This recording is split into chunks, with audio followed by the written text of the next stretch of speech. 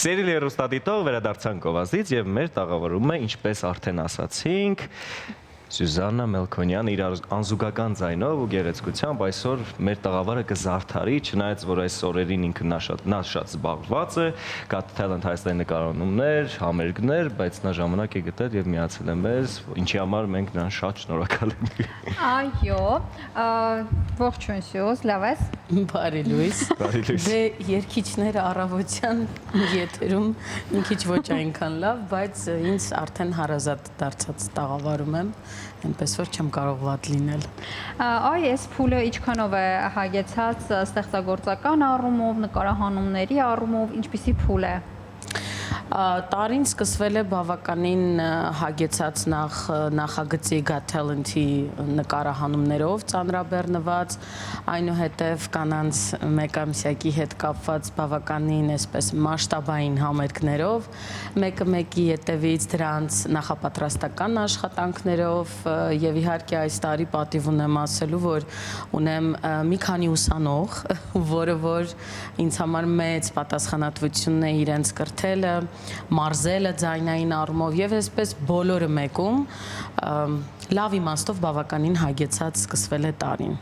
Այն նշեցիք մեկ ամսյակ, ես ուզում եմ օգտվել առիթից եւ եւս մեկ անգամ արդեն եթերից շնորհավորել Զարա, քեզ շնորհավորել Սերիլ հեռուստադիտող ձեզ բոլորին եւ նշեցիք Got Talent Հայաստան։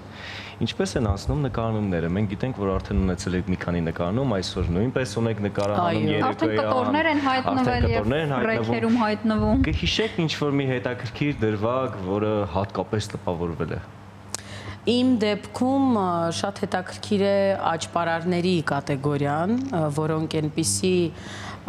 ինձ համար ֆանտազիայի ժանրից դետալներ են թույլ տալիս բեմում, որ անհավանական է ինձ համար։ Ես երբեք տետատետ, որպես այդպեսին չեմ առնչվել աճպարարության հետ եւ պրոյեկտը ինձ տվել է այդ հնարավորությունը։ Ունենք աճպարարներ, որոնցից ես սպասում եմ ավելին, որովհետեւ նախնական փուլում արդեն բավականին հագեցած համարներ են ներկայացրել եւ կա վախ իմ մեջ որպես հանդիսատես ու ժյուրի եւ կա հետաքրքրություն ու գնահատման հետագա process արդեն որպես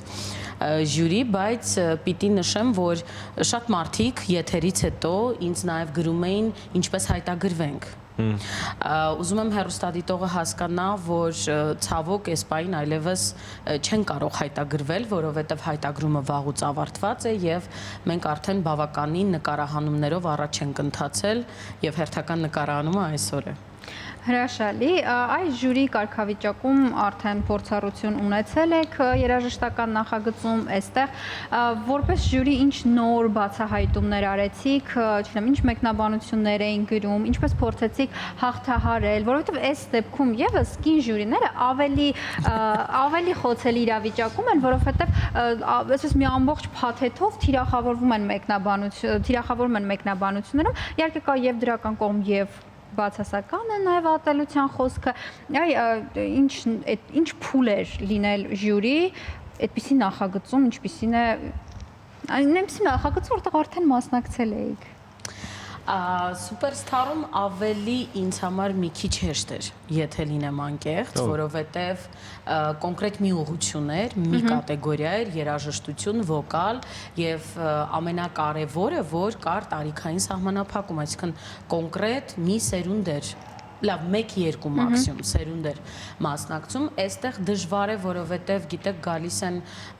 մեծահասակներ անգամ, որոնցից մեկը եթերում արդեն եղել է առաջին թողարկման ժամանակ, այնքան դժվար է ու իրենք հիմնականում երգի տեսանկյունից են գալիս, երգելու, վոկալի, գալիս են շատ փոքրիկներ, ես շատ փոքր մասնակիցների հետ չունեմ փորձ աշխատելու եւ նկարահանումների ժամանակ իմ մայրական սինդրոմը այսպես բարձրանում է, չգիտեմ որ աստիճանի, բայց փորձում եմ բալանսավորել այդ աշխատանքը եւ մարդկային բնական այդ էմոցիաները եւ զգացողությունը։ Եթե համեմատեմ պիտի ուրախությամբ նշեմ, որ ստանում եմ շատ նամակներ, որ ուրախ ենք, որ վերադարձել եք, որ նորից ժյուրիի կազմում եք, այսինքն այստեղից հետևություն, որ Սուպերստարում իմ կատարած աշխատանքը համոզիչ է եղել եւ ավելի քան արդարացված, որովհետեւ կլինեմ անկեղծ, ես չէի սպասում այդ նամակների հոսքին, որ Շնորհակալ ենք, որ դուք ժյուրիի կազմում եք, շատ ուրախացանք եւ այլն։ Ավելի պարտավորեցնող է այս պրոյեկտում։ Got Talent-ը իրենից ներկայացնում է բազմաձայնություն, եթե իմ տեսանկյունից դիտարկենք, շատ տարբեր կատեգորիաներ, նկարահանումները այնքան հագեցած են, որովհետեւ ծայրահեղությունից ծայրահեղությունն է եւ կատեգորիայի առումով, եւ տարիքային առումով, այսինքն 9 տարեկանից 8 տարեկանից մինչև 74 տարեկան մասնակից ունենք։ Այստեղ արդեն բարդացել է մեր աշխատանքը։ Սյուզաննա, ամփոփելով Got Talent-ի հատվածը, երբ գալիս են երիտասարդ կատարողներ, նոր սկսնակ կատարողներ, ոչ պարտադիր իրենք լինեն երիտասարդ օրինակ տարիքով, ովքեր նոր են սկսում իրենց ճանապարհը, ինչպիսի խորհուրդներ եք նրանց տալի եւ ինչպիսի խորհուրդներ հիմա կտակ, քանի որ վստահ եմ մեզ հետևում են մասնակիցները, ովքեր դեռ ճանապարհ ունեն անցնելու նախագծում կամ գուցեև չեն անցել կամ անցել են, որոնք կարող են իրենց մոտ նշումներ անել եւ հետագայում օգտագործել։ Եթե խոսքը գնում է Got Talent-ի մասին, օրինակ, սա այնպիսի պրոյեկտ է, որ մենք էլ նկարանման ժամանակ ժյուրիի բոլոր անդամները պարտադիր նշում են, որ եթե X Factor-ում կամ Superstar-ում, այսինքն Շանթի մյուս նախագծերում, նույն ազգային երգիչ նախագծում, առաջին փուլում մենք դիտարկում ենք ունի պոտենցիալ, թե ոչ, որպեսզի հետագայում կարողանանք աշխատել, այստեղ շատ ավելի սեղմ են հնարավորությունները եւ պայմանները, դու արդեն պիտի գաս մաքսիմալ պատրաստված, քո ամենա կարողությունները ցույց տալու եւ կոնկրետ վոկալիստների առումով շատ մարդիկ չէին հասկացել պրոյեկտի գաղափարը, պրոյեկտի ֆորմատը, շփոթելով շատ անգամ X Factor-ի եւ նույն Superstar-ի առաջին փուլերի հետ։ Դրա համար ես շատերին եմ ասել ոչ, անգամ եղել են, եթե վոկալիստների մասին է խոսքը, դեպքեր, որ այնքան ներողություն արտահայտությանս փնթի վերաբերմունք է եղել եւ բեմին, եւ պրոյեկտին, որ ես դա հանդուրժել չեմ կարող։ Ես այստեղ նստած եմ նրա համար, որպեսզի կարողանամ ճիշտ ասել մարդկանց, որովհետեւ ես ինքս գտնում եմ, որ ինձ պետք է ճիշտ ասեն, որ ինձ օգնեն։ Շատ մարդիկ ուղղակի շփոթման մեջ էին ընկել եւ շփոթել էս մի քանի նախագծերը։ Եթե խոսքը գնում է Got Talent-ի մասին, մաքսիմալ պատրաստված։ Եթե մնացած նախագծերի մասին, անգամ եթե մաքսիմալ չեն պատրաստվում, մենք կարող ենք տեսնել պոտենցիալը եւ տալ հնարավորություն հաջորդ փուլերի համար։ Այստեղ պետք է զարմացնել եւ պետք է պայթեցնել բեմը։ Շատ լավ, մենք դեռ կխոսենք թե Got Talent-ի հետ կապված, թե առհասարակ այլ հետաքրքիր թեմաներից, բայց այս բանը առաջարկում գնանք դիտենք գովազդ, վերադառնանք եւ շարունակենք մեր զրույցը։ Գնացինք։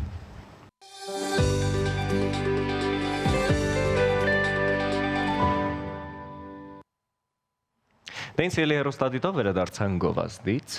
Այո, հիշեցնեմ, երգչուհի Սյուզաննա Մելքոնյանն է մեր տաղավարում եւ խոսում ենք հետաքրքիր թեմաներից։ Այս շարունակելով Got Talent-ի թեման, հետաքրքիր է ինչ-որ դիսկոմֆորտ, անհարմար իրավիճակներ լինում են որպես ժյուրի, որովհետև հասկանում ենք, նաև մյուս նախագծերից հասկանում ենք, թե ինչպես մարդը կարող է օրինակ գերագնահատել սեփական ունակությունները, այսպիսի դեպքերում, հա, կամ հակառակը, բայց ինչպիսի այսպիսի դրվագներ են եղել ու ոնց է փորձում կոռեկտության շրջանակներում, որևէ մեկին չվիրավորելու շրջանակներում, հատկապես եթե գործ ունենք երեխաների հետ։ Հետաքրքիր բան է տեղի ունենում, Զարա ջան, ասեմ, որ հենց երեխաները ավելի պատրաստված են ու ավելի մեծ, այսպես գիտակցական աստիճանի վրա։ Ես որպես ժյուրի առաջին անգամ եմ երեխաների հետ առնչվում եւ համենայն դեպս այն երեխաները, որոնք որ սոլո կատարումներով են եղել, այլ ոչ թե խմբակային, ֆենոմենալ են եղել ինձ համար, հետագայում կթողարկվեն եթերները, հեռուստադիտողը կտեսնի եւ կհասկանա ինչի մասին է խոսքը։ Բայց ուզում եմ ասել, որ ժյուրիի աշխատանքը արդեն երկրորդ եթերաշրջանում առավել ունենալով փորձ, պիտի ասեմ, որ մենք ինչ էլ անենք, փաստորեն մենք միշտ այսպես թիրախավորման ինչ-որ երանգների տակ այնուամենայնիվ հայտնվում ենք, որովհետև պիտի հասկանանք մի բան, որ մեր հասարակությունը բավականին խոցելի է։ Շատ խոցելի էպոխայում ենք ապրում եւ ասում ես լավը, հասկանում են վատը, ասում ես, փորձում ես բացատրել, որ եթե դուք եկել եք, այսպիսի թերություններ կա, աշխատեք եւ համեցեք նորից, ելի դառնում ես վատը։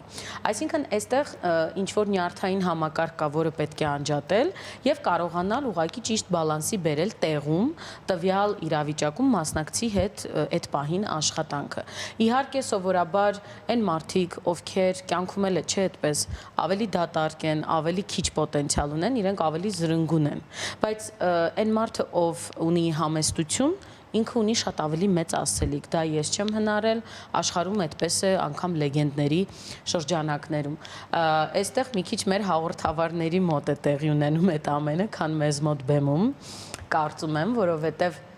մենք այդ պահին նստած ենք, չենք տեսնում կուլիսներում ինչ է կատարվում, բայց առաջին թողարկումից հետո հասկացա, որ մեր շատ սիրելի Գոհարը եւ Զիրոյանը ավելի էմոցիոնալ իրավիճակը պետք է կարողանան իրենց վրա վերցնել, որովհետեւ երբ մասնակիցը բեմից դուրս է գալիս, արդեն կուլիսներում լինում են պորտկումներ, լինում է հակառակը, մեծ շնորհակալություն եւ ավելի էս ամեն ինչի կրողը իրենք են։ Բայց հավատ ասում եմ, մեր մեղքը չկա, մենք այնտեղ ենք, որպեսզի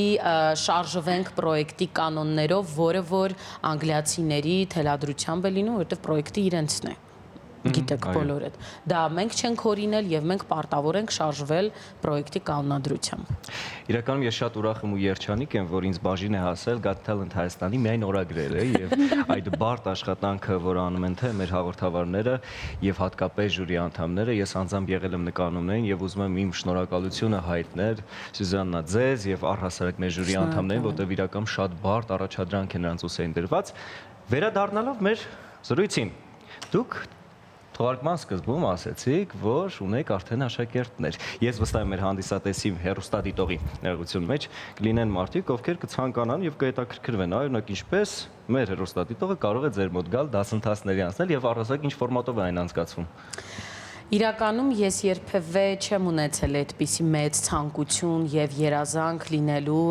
մարզիչ երաժշտական, այստեղ կա մի նրբություն, ես ոչ թե վոկալի ուսուցչուհի եմ, այլ ունեմ